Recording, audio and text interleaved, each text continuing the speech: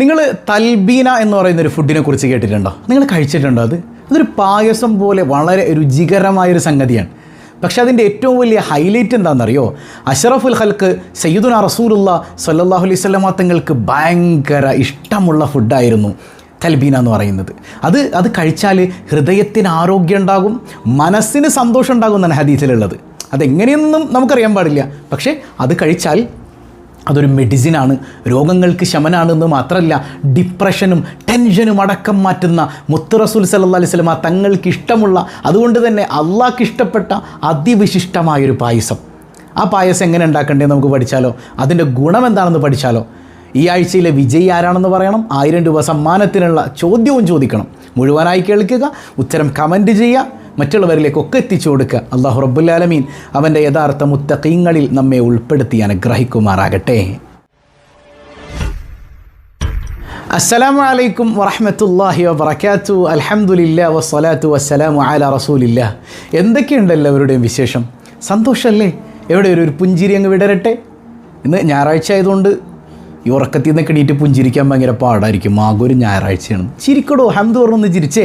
അൽഹംദുലില്ലാഹി റബ്ബിൽ ആലമീൻ. മാഷാ അല്ലാഹ്. ഈ ഒരു ഹംദിൻ്റെ ബർക്കത്തുകൊണ്ട് ഹൃദ്യമായൊരു പ്രഭാതവും അതിമനോഹരമായൊരു ദിവസവും സമ്മാനമായി തന്ന് കരുണക്കടലായ നാഥൻ നമ്മെ അനുഗ്രഹിക്കുമാറാകട്ടെ. അള്ളാഹ് നമ്മളെ ഹാപ്പി ആക്കട്ടെ. പിന്നെ നമ്മുടെ മൈൻഡൊക്കെ ഒന്ന് റിഫ്രഷ് ആകാൻ നല്ല ഹാപ്പിനെസ് ഉണ്ടാക്കി തരാൻ പറ്റിയൊരു ഫുഡുണ്ട്. ഹബീബ് സല്ലല്ലാഹു അലൈഹി വസല്ലം തങ്ങൾക്ക് ഏറെ ഇഷ്ടമുള്ളൊരു ഫുഡ് തൽബീന എന്നാണ് പറയുക. നിങ്ങൾ കേട്ടിട്ടുണ്ടോ? നിങ്ങൾ പലരും കഴിച്ചിട്ടുണ്ടാകണം.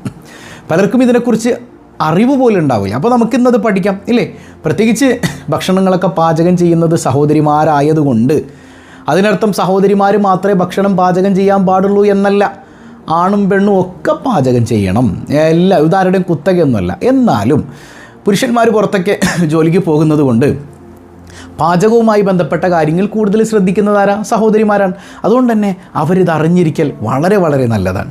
നമ്മൾ മരിക്കുന്നതിന് മുമ്പ് തൽബീന കഴിച്ചിരിക്കണം എന്നാണ്. അത്ര ഹെൽത്തിയാണ്, അത്ര സന്തോഷം നൽകുന്ന സംഗതിയാണ്. പക്ഷേ യൂട്യൂബിലേക്ക് ഇത് ഉണ്ടാക്കുന്ന ഒരുപാട് വീഡിയോസ് ഉണ്ട്. പക്ഷേ പലതും ഭൂരിഭാഗവും അത് ഹെൽത്തി ആയിട്ടല്ല ഉണ്ടാക്കുന്നത്.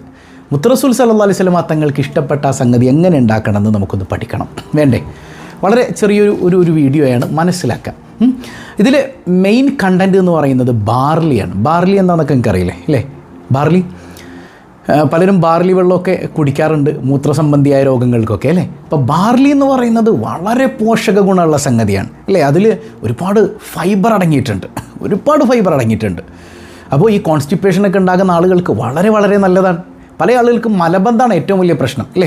മലബന്ധം ഭയങ്കര പ്രശ്നമാണ്. നമ്മുടെ വയറ്റിൽ നിന്ന് കൃത്യമായിട്ട് പോയില്ലെങ്കിൽ ഒരുപാട് രോഗങ്ങൾ ഇല്ലേ? ഗ്യാസും മറ്റു പ്രശ്നങ്ങളും ഒരുപാട് രോഗങ്ങൾ അത് കാരണം ഉണ്ടാവും.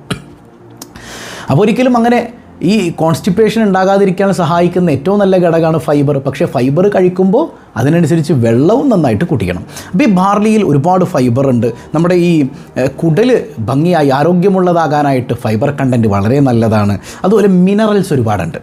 പിന്നെ ബ്ലഡ് ഷുഗർ കൃത്യമാക്കി വെക്കാൻ, ഷുഗർ കൂടാതെയും കുറയാതെയൊക്കെ ഭംഗിയായിരിക്കാനായിട്ട് ഈ പറയുന്ന ബാർലി നമ്മൾ നേരത്തെ ഉപയോഗിക്കുന്നത് നല്ലതാണ്. ഇനി ഷുഗറുള്ള ആളുകളാണെങ്കിൽ അതൊക്കെ ഡോക്ടറോട് കൺസൾട്ട് ചെയ്തിട്ട്, അല്ലെങ്കിൽ ഷുഗറൊന്നുമില്ലെങ്കിൽ ഷുഗർ വരാതിരിക്കാൻ ഇത് വളരെ വളരെ നല്ലൊരു സംഗതിയാണ്. പിന്നെ ദഹനം, ഡൈജഷൻ കൃത്യമായിട്ട് നടക്കണ്ടേ? നമ്മുടെ ശരീരത്ത് ദഹിച്ചില്ലെങ്കിൽ നെഞ്ചരിച്ചിലും പുളിച്ച് തികട്ടലും ഒക്കെ ആയിട്ട് ഒരുപാട് പ്രശ്നങ്ങളാണ് അല്ലേ? അപ്പോൾ അതുകൊണ്ട് തന്നെ ഡൈജഷൻ കൃത്യമാകാനായിട്ട് ബാർലി വളരെ നല്ലതാണ്. അതുപോലെ തന്നെ നമ്മുടെ ഹൃദയത്തിന് ഒരുപാട് ഹെൽത്തിയാണ്. അതുപോലെ ഹാർട്ട് ഡിസീസുകൾ, ഹൃദ്രോഗങ്ങളിൽ നിന്ന് രക്ഷ നേടാനായിട്ട് ബാർലി ഉപയോഗിക്കുന്നത് വളരെ നല്ലതാണെന്നാണ്. അപ്പോൾ അതിനൊക്കെ ഒരു അളവും കാര്യങ്ങളൊക്കെ ഉണ്ട്, അതൊക്കെ കൃത്യമായിട്ട് വേണം. പിന്നെ ഈ ഒരുപാട് വെയിറ്റ് ലോസ് ആഗ്രഹിക്കുന്ന ആളുകളുണ്ട്. വെയിറ്റ് ലോസിന് വേണ്ടിയിട്ട് നിങ്ങൾ ബാർലി ഉപയോഗിക്കുന്നത് വളരെ നല്ലതാണ്. ഇപ്പോൾ നമ്മൾ ബാർലിയുടെ ഗുണങ്ങളാണ് പറയുന്നത്. ഈ ബാർലിയാണ് തൽബീനയിലെ ഏറ്റവും പ്രധാനപ്പെട്ട കണ്ടൻറ്റ് എന്ന് പറയുന്നത്. മനസ്സിലായോ? വെയിറ്റ് ലോസ് ആഗ്രഹിക്കുന്നവരെന്ത് ചെയ്യണം? ബാർലി ഉപയോഗിക്കണം. മാത്രമല്ല ഈ വയറിൻ്റെ അടിയിലൊക്കെ കുമിഞ്ഞുകൂടുന്ന കൊഴുപ്പുകളുണ്ട് അല്ലേ? അടിഞ്ഞുകൂടുന്ന കൊഴുപ്പുകൾ, അത് പെട്ടെന്ന് പോകില്ല. എന്തോ ഒരു എക്സസൈസ് ചെയ്താലും ഒരുപാട് നാളെടുക്കും. അപ്പോൾ തന്നെ ആ കൊഴുപ്പൊക്കെ ഇളകിപ്പോകാനായിട്ട് വളരെ നല്ലതാണ് ബാർലി എന്ന് പറയുന്നത്. അതുപോലെ ഇമ്മ്യൂണിറ്റി ഉണ്ടാക്കും, പ്രതിരോധ ശക്തി. നമുക്കെപ്പോഴാണ് കൂടുതൽ ഇങ്ങനെ രോഗം വരുന്നത്? നമ്മുടെ ഇമ്മ്യൂണിറ്റി കുറയുമ്പോഴാണ്. അതൊക്കെ നമ്മുടെ ഫുഡ് കണ്ടൻസ് കൃത്യമായി നമ്മൾ നല്ല രീതിക്ക് ആക്കി കഴിഞ്ഞാൽ തന്നെ ഇമ്മ്യൂണിറ്റി നമുക്ക് കിട്ടും. അപ്പോൾ ഇമ്മ്യൂണിറ്റി കൂടുതൽ ഉണ്ടാകാനായിട്ട് ബാർലി വളരെ നല്ലതാണ്. അതുപോലെ തന്നെ സ്കിൻ ടോൺ നന്നാക്കും. കറുത്തിരുന്നാലും വെളുത്തിരുന്നാലും മുഖത്തൊരു തെളിച്ചം ഉണ്ടാകണം, അല്ലേ മുഖത്തൊരു തെളിച്ചം, ആ തെളിച്ചത്തിന് വളരെ നല്ലതാണ് ബാർലി എന്നാണ്. പിന്നെ മൂത്രസംബന്ധമായ പ്രശ്നങ്ങൾ നമ്മൾ പറഞ്ഞിരുന്നു. മൂത്രസംബന്ധമായ പ്രശ്നങ്ങൾക്ക് ബാർലി വളരെ നല്ലതാണ്. അതുപോലെ തന്നെ കിഡ്നി സ്റ്റോണിന് ബാർലി ഇട്ട വെള്ളം ധാരാളം കുടിക്കുക എന്നുള്ളതാണ് ഡോക്ടറുടെ നിർദ്ദേശമനുസരിച്ച്. വളരെ അത് സുഖപ്പെടാൻ വളരെ നല്ലതാണെന്നുള്ളതാണ്. പിന്നെ നിരന്തരം നമുക്കുണ്ടാകുന്ന പനി, ചുമ, ജലദോഷം, ഇൻഫ്ലമേഷൻസൊക്കെ അങ്ങനെയുള്ള നീർക്കെട്ടുകളൊക്കെ ശരീരത്തിൽ നിന്ന് അലിഞ്ഞങ്ങില്ലാതായി പോകാനായിട്ട് ബാർലി വളരെ നല്ലതാണ്. അതുപോലെ തന്നെ നമ്മുടെ തൊണ്ടവേദന, ഇടയ്ക്കിടയ്ക്ക് ഇങ്ങനെ ത്രോട്ട് ഇൻഫെക്ഷൻ ഉണ്ടാവും, ബാർലി ഉപയോഗം വളരെ നല്ലതാണ്. പിന്നെ ആസ്മ, മരുന്ന് കഴിക്കണോട്ടോ വേണ്ടെന്നല്ല, ആ മരുന്നിനോടൊപ്പം നിങ്ങൾ ബാർലി ഉപയോഗിച്ച് നോക്ക്. കൊച്ചു സംഗതികളൊക്കെ ആണെങ്കിൽ ആ ബാർലിയോടുകൂടെ തന്നെ അതങ്ങനെ അങ്ങോട്ട് മാറിപ്പോകും. മറ്റതാണെങ്കിലും മരുന്നിനോടൊപ്പം ഈ ബാർലി ഒരു നമ്മുടെ ജീവിതത്തിൽ ഒരു പതിവ് വിഭവമാക്കി മാറ്റണം എന്നുള്ളതാണ്. പിന്നെ രക്തം ശുദ്ധീകരിക്കും. നമ്മുടെ ബ്ലഡ് ഇങ്ങനെ ശുദ്ധീകരിക്കാനായിട്ട് കിഡ്നിയെപ്പോലും സഹായിക്കുന്ന സംഗതിയാണ് നമ്മുടെ ബാർലി എന്ന് പറയുന്നത്. പിന്നെയോ ഈ പ്രഗ്നൻസി പീരീഡിൽ ഒരുപാട് ഗുണം ചെയ്യുന്നതാണ്. ഗർഭിണികൾക്ക് വളരെ നല്ലതാണ് ബാർലി. സാധാരണ പച്ചവെള്ളം പോലും കുടിക്കാൻ പറ്റണില്ല ഉസ്താദേ, ഛർദ്ദിച്ചു പോവാൻ. പിന്നെ എങ്ങനെ ഞങ്ങൾ ബാർലി വെള്ളം കുടിക്കുന്നതാണ്? പറ്റുന്നവരൊക്കെ കുടിക്കുക. അത് വളരെ കുഞ്ഞിനും ഉമ്മക്കൊക്കെ അവർ ഹെൽത്തി ആയിരിക്കാൻ വളരെ നല്ലൊരു കണ്ടൻറ്റാണ് ബാർലിയിലുള്ളത്. അതുപോലെ തന്നെ ഈ പുരുഷന്മാരുടെ ലൈംഗികമായ ഉത്തേജനം, അത് ഇല്ലാത്തതിൻ്റെ പേരിൽ ജീവിതം തകർന്നു പോയ എത്ര മനുഷ്യന്മാരാണ്. അപ്പോൾ ലൈംഗിക ഉത്തേജനത്തിന് ബാർലി വളരെ നല്ലൊരു സംഗതിയാണ്. പിന്നെ യൂറിൻ ഇൻഫെക്ഷൻ, മൂത്രത്തിൽ പഴുപ്പുണ്ടാവുക എന്ന് പറയണത്. അപ്പോൾ ഈ മൂത്രത്തിൽ പഴുപ്പ് മാറാൻ അസഹനീയമായ വേദനയാണ് യൂറിൻ ഇൻഫെക്ഷൻ വന്നു കഴിഞ്ഞാൽ, ഇല്ലേ? ഒരുപാട് പേര് അനുഭവിച്ചിട്ടുണ്ടാകും, പ്രത്യേകിച്ച് സ്ത്രീകൾ. അവർക്ക് പ്രസവാനന്തരം നിരന്തരം യൂറിൻ ഇൻഫെക്ഷൻ ഇങ്ങനെ ഉണ്ടായിക്കൊണ്ടിരിക്കും. ബാർലി നിങ്ങളൊന്ന് പതിവാക്കി നോക്ക്, നിങ്ങളുടെ ജീവിതത്തിൽ കൊണ്ടുവന്ന് നോക്ക്, അത് ഇല്ലാതാകുന്നത് നിങ്ങൾക്കറിയാൻ പറ്റും. അതുപോലെ തന്നെ ശരീരത്ത് പലയിടങ്ങളിലുമുള്ള ഇൻഫ്ലമേഷൻസ്, നീർക്കെട്ടലുകൾ, ഈ നീർക്കെട്ടുകൾ മാറിപ്പോകാനായിട്ട് ബാർലി ഇട്ട വെള്ളം ഉപയോഗിക്കുന്നത് വളരെ നല്ലതാണ്. അതുപോലെ തന്നെ നമ്മുടെ യൂട്രസ്, ഗർഭപാത്രം, അത് ഹെൽത്തി ആയിരിക്കാനും ബാർലി വളരെ നല്ലതാണ്. പിന്നെ ഹബീബ് സല്ലല്ലാഹു അലൈഹി വസല്ലമ തങ്ങളുടെ നിർദ്ദേശം തന്നെ കാണാം. ഈ ബാർലി ഇട്ടിട്ട് നമ്മൾ തൽബീൻ ഉപയോഗിച്ച് കഴിഞ്ഞാൽ നമ്മുടെ ഹൃദയത്തിന് സമാധാനം കിട്ടുന്നതാണ്. തൽബീനയായിട്ട് ഉപയോഗിക്കണം അത്. അപ്പോൾ അത് ഹൃദയത്തിൽ സമാധാനം, അതെങ്ങനെ നമ്മളറിയേണ്ട, റസൂലുള്ളാഹി സ്വല്ലല്ലാഹു അലൈഹി വസല്ലമ തങ്ങൾ പഠിപ്പിച്ച സംഗതിയാണ്. അള്ളാഹ് നമുക്ക് ഇറക്കിത്തരും, ഹൃദയത്തിൽ സമാധാനം തരും. പിന്നെ ഡിപ്രഷൻ, സ്ട്രെസ്സ്, ആ മാനസിക ആരോഗ്യം ഉണ്ടാകാൻ ഇത് നല്ലതാണെന്ന് പഠിപ്പിക്കുന്നത് ആരാ?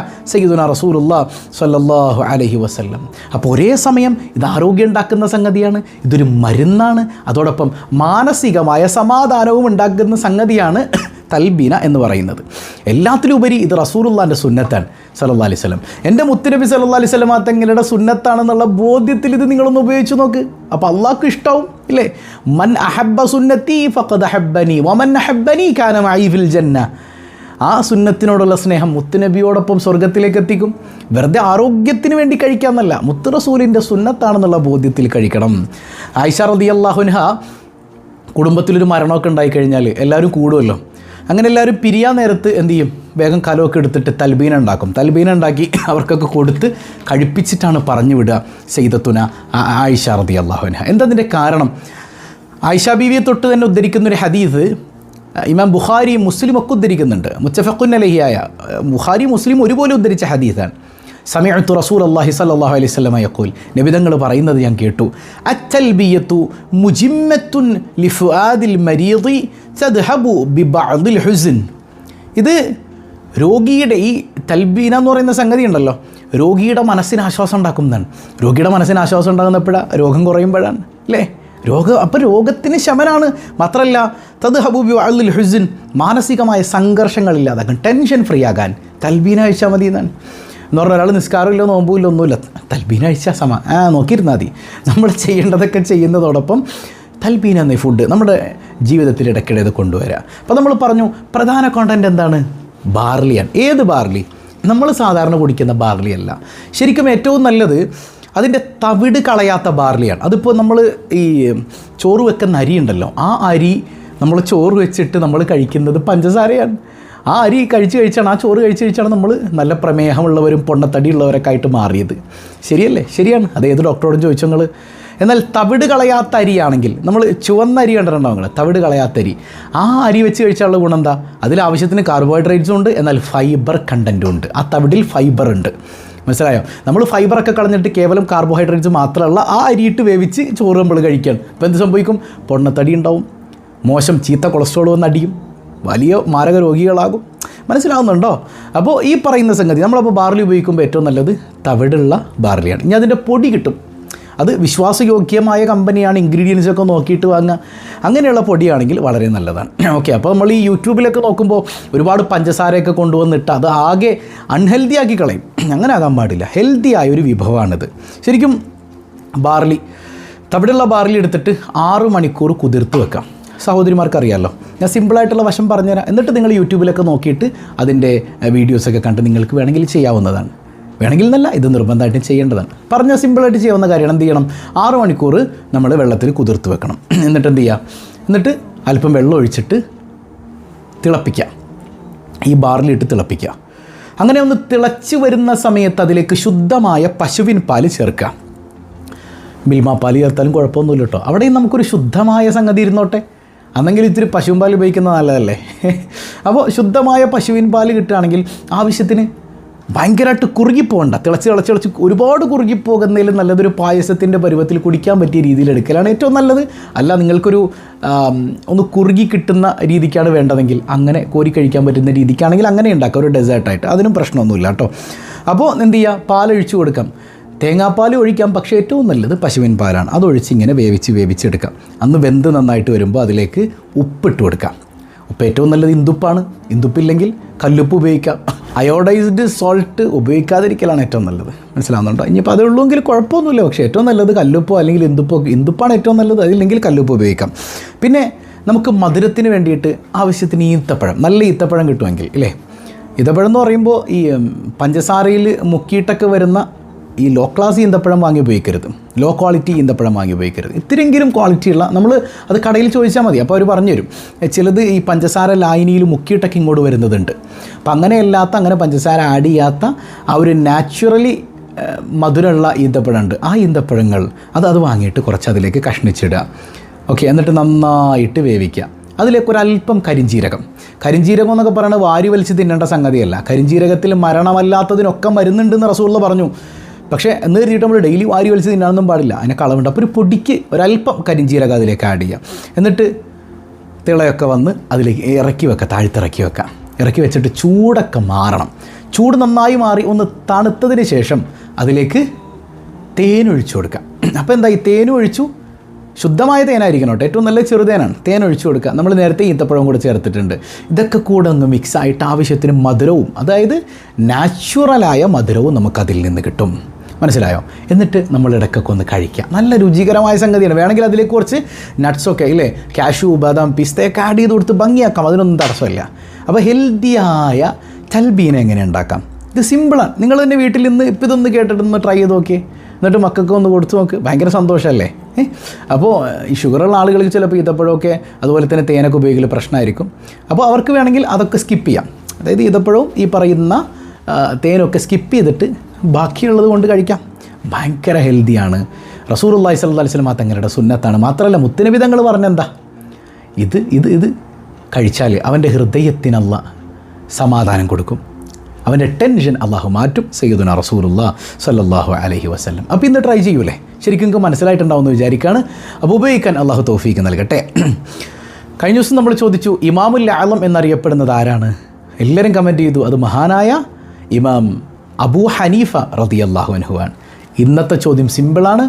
അബൂ ഹനീഫ റളിയല്ലാഹു അൻഹുവിൻ്റെ ശിഷ്യനായ മദ്ഹബിൻ്റെ ഇമാമ് ആരാണ്? കമൻറ്റ് ചെയ്യുമല്ലോ. അള്ളാഹു ബറക്കത്ത് ചെയ്യട്ടെ. ഈ ആഴ്ചയിലെ വിജയി ആരാണെന്നറിയണം. മക്കളെ ഒന്ന് നോക്കിക്കേ, വേട്ടെ. നമ്മൾ 2 ദിവസം മുമ്പ് പ്രഖ്യാപിക്കേണ്ടതായിരുന്നു വിജയിയെ, ഈ ആഴ്ചത്തെ അല്ലേ. ഒരു 2 ദിവസം വൈകിപ്പോയി. എല്ലാവരും ക്ഷമിക്കണം കേട്ടോ, നല്ല തിരക്കിലായി പോയതുകൊണ്ടാണ്. മാഷാ അല്ലാഹ്. എന്താണ് ഐക്കോണിക് ഗെയിമിംഗ് 007 ഈ ഐ ഡിയിൽ നിന്നുള്ള കമൻറ്റാണ് തിരഞ്ഞെടുക്കപ്പെട്ടിട്ടുള്ളത്. അള്ളാഹു ബറക്കത്ത് ചെയ്യട്ടെ. അപ്പോൾ താഴെ കാണുന്ന നമ്മുടെ റിലീഫ് പദ്ധതിയുടെ 2ാമത്തെ നമ്പർ ഉണ്ടല്ലോ, ആദ്യത്തെ അല്ല 2ാമത്തെ നമ്പറിലേക്ക് നിങ്ങൾക്ക് വാട്സപ്പ് ചെയ്യാം.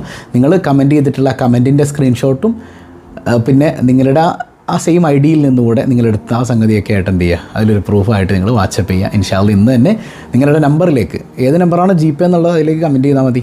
ഇതിലേക്ക് 1000 രൂപ വന്നെത്തുന്നതായിരിക്കും. പിന്നെ കഴിഞ്ഞ വെള്ളിയാഴ്ച ദിവസം നമ്മൾ ഹദിയ ചെയ്യാൻ പറഞ്ഞപ്പോൾ പലർക്കും പറ്റിയിട്ടില്ല. രഹസ്യമായ സ്വതക്ക ഉണ്ടല്ലോ, അള്ളാഹുവിന് വേണ്ടി പ്രയാസം അനുഭവിക്കുന്നവരിലേക്ക് അപ്പോൾ പലർക്കും കഴിഞ്ഞിട്ടില്ല എന്നറിയാൻ കഴിഞ്ഞു, അവർക്ക് ഇന്ന് ഹദിയ ചെയ്യാവുന്നതാണ്. അള്ളാഹു ആ ഹദിയയുടെ ബർക്കത്തുകൊണ്ടൊക്കെ നമ്മെ രക്ഷപ്പെടുത്തുമാറാകട്ടെ. പതിവായി ചൊല്ലുന്ന ദിക്ർ സുബ്ഹാനല്ലാഹി വബിഹംദിഹി അദദ ഖൽഖിഹി വറിളാ നഫ്സിഹി വസിനത അർശിഹി വമിദാദ കലിമാതിഹി. സുബ്ഹാനല്ലാഹി വബിഹംദിഹി عدد خلقه ورضا نفسه وزنة عرشه ومداد كلماته. سبحان الله وبحمده عدد خلقه ورضا نفسه وزنة عرشه ومداد كلماته. ഒരുപാട് ദുആ വസിയത്തുണ്ട്. അസുഖബാധിതനായ ഭർത്താവ് വളരെ ക്രിട്ടിക്കലായ ഹോസ്പിറ്റലിലാണ്. ദുആ കൊണ്ട് വസിയത്ത് ചെയ്തിട്ടുണ്ട്. അള്ളാഹു പരിപൂർണ്ണ ശിഫ കൊടുക്കട്ടെ. മരിച്ചുപോയ മാതാവിന് വേണ്ടി അള്ളാഹു ഖബർ വിശാലാക്കട്ടെ. ഇന്നവരുടെ 7 അറിയാൻ കഴിഞ്ഞു. അള്ളാഹു ആ ഉമ്മയുടെ ബർസഹി ജീവിതം സന്തോഷത്തിലാക്കട്ടെ. അതുപോലെ തന്നെ പല കുട്ടികളും പൊതുപരീക്ഷയും മറ്റ് എക്സാമുകളൊക്കെ എഴുതാൻ വേണ്ടി കാത്തിരിക്കുകയാണ്. അള്ളാഹു എക്സാമിലൊക്കെ ഉന്നത വിജയം നൽകുമാറാകട്ടെ.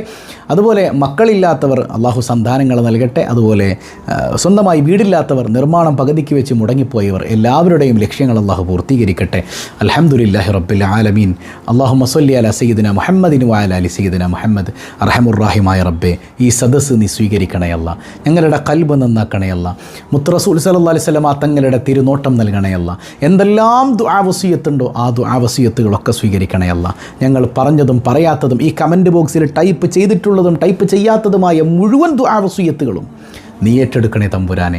സങ്കടങ്ങളെല്ലാം അകറ്റണേ അല്ല. പടച്ചവൻ ഒരു കമൻറ്റ് കൊണ്ട്, ഒരു ലൈക്ക് കൊണ്ടാണെങ്കിലും, ഒരു ഷെയർ കൊണ്ടാണെങ്കിലും മറ്റുള്ളവരിലേക്ക് ഈ സദസ്സ് എത്തിച്ചു കൊടുക്കുന്നവരെ നീ അങ്ങ് ചേർത്ത് പിടിക്കണേ അല്ല. നിൻ്റെ പ്രയാസങ്ങൾ അനുഭവിക്കുന്ന ആളുകളിലേക്ക് ഹദിയ ചെയ്ത ധാരാളം ആളുകളുണ്ട്. ഈ റിലീഫ് പദ്ധതിയിലേക്ക് ഹദിയ ചെയ്തവർ, യാ റബ്ബന, അവർക്കൊരു പ്രയാസവും വരാതെ നീ അവരെ താങ്ങിയെടുക്കണേ അല്ല. പരിശുദ്ധ ഭൂമി കാണാതെ ഞങ്ങളെ നീ മരിപ്പിക്കല്ലേ അല്ല. ഞങ്ങളിൽ നിന്ന് വിട പറഞ്ഞ എല്ലാവർക്കും നീ മഗ്ഫിറത്ത് നൽകണേ അല്ല.